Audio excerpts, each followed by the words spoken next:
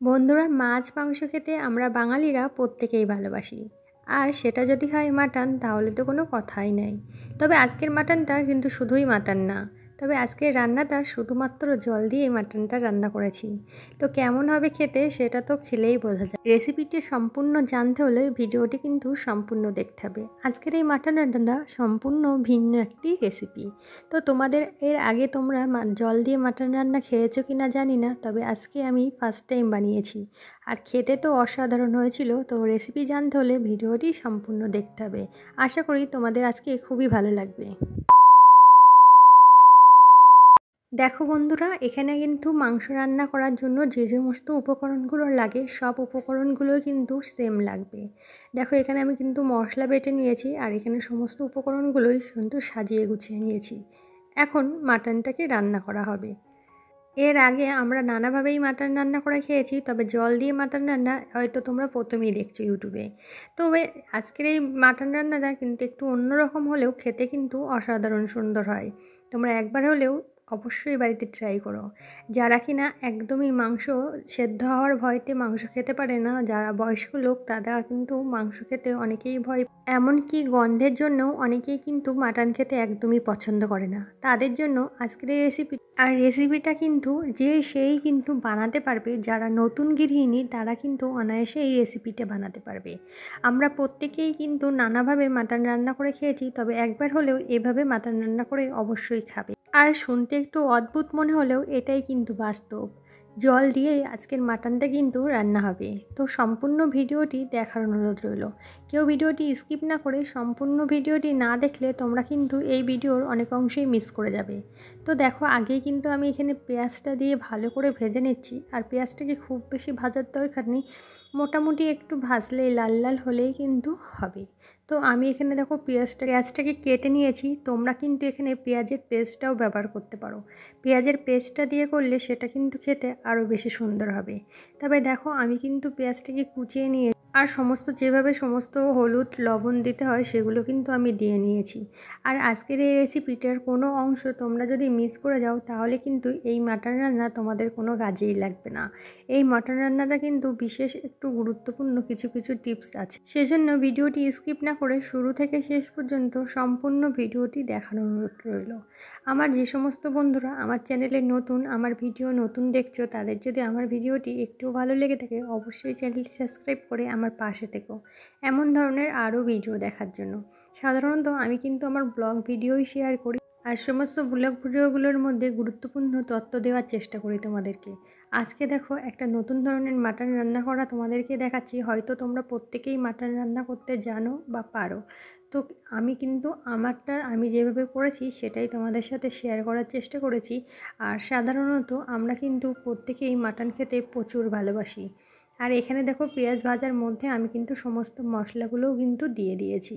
আর একদমই দেখতেই পেলে আমি কিন্তু কোনো রকম তেল ইউজ করিনি, শুধুমাত্র পেঁয়াজ ভাজার যেটুকুনি তেল লাগে সেই তেলের ভিতরে মশলাগুলো কিন্তু দিয়ে দিয়েছি। আর এখন দেখো, মশলাটা দেওয়া ছাড়াও কিন্তু আমি কিন্তু এখানে যে কোনো প্রকার তেল ইউজ করিনি। আর মাংসটা কিন্তু আমি একদমই জল দিয়েই রান্না করব। তার জন্য সম্পূর্ণ ভিডিওটি দেখার অনুরোধ রইল। আর এই সময় মশলা কষানোর সময় খুব বেশি কিন্তু হাই হিটে জাল দেবে না, যাতে মশলাটা পুড়ে না যায়। মাংসের মশলা কিন্তু পুড়ে গেলে একদমই খেতে ভালো লাগে না। আর যেহেতু এখন আমি রান্না করছি উনানে, আর উনানে মাংস রান্নাতে আলাদা একটা টেস্ট। মশলাটা যেমন আমি দেখো যে পর্যায়ে ভাজা ভাজা রেখেছি, খুব বেশি কিন্তু একদম শুকিয়ে যায়নি, আবার খুব বেশি ঝোলও নেই। এখন এই মশলার কড়াই মশলাটাকে নামিয়ে রেখেছি, দিয়ে সেই কড়াই কিন্তু জল দিয়ে দিয়েছি। দেখতেই পাচ্ছ একদম প্লেন জল, এমনকি জলটা কিন্তু তোমরা অবশ্যই ফুটিয়ে গরম করে নেবে। আর মশলাটাই বাটিতে কিন্তু আমি নামিয়ে রেখেছি। এখন দেখো, মাংসগুলো কিন্তু আমি জলের ভেতরে দিয়ে দিচ্ছি। কেমন আশ্চর্য লাগছে না? আশ্চর্য লাগবে না, শেষে দেখো না। আর এখানে দেখো, আমার কিন্তু 1 কিলো মাটন ছিল, তো সেই অনুযায়ী কিন্তু আমি এখানে জলটা দিয়েছি। তোমরা কিন্তু তোমাদের মাংসের অনুমান মতো দেবে। আর এখানে দিয়ে দিয়েছি দেখো লেবুর রস করে। তো তোমরাও তোমাদের মাংসতে কিন্তু লেবুর রসটা দেবে। আর লেবুর রস কিন্তু মাংস সেদ্ধ থেকে শুরু করে মাংস খেলে আমাদের যে নানা রকম বদহজম হয় সেটা কাটাতেও কিন্তু লেবুর রস সাহায্য করে।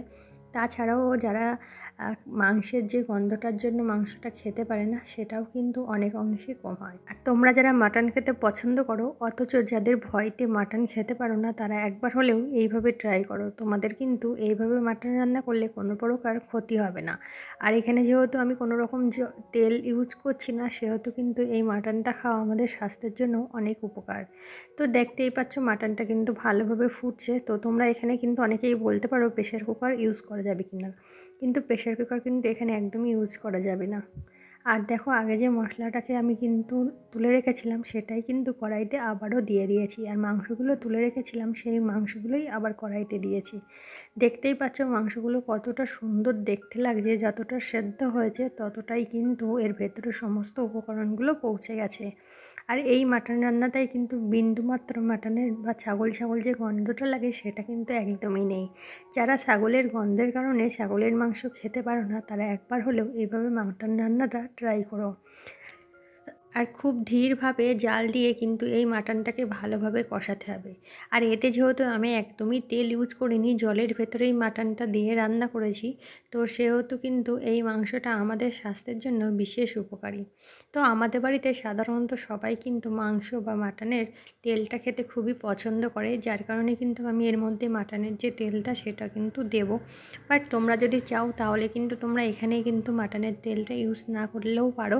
তো এই পর্যায়ে তোমরা কিন্তু তোমাদের মতো করে জল দিয়ে কিন্তু রান্না করবে। তো আমি এখানে দেখো মাটনের সমস্ত তেলগুলো দিয়ে দিয়েছি।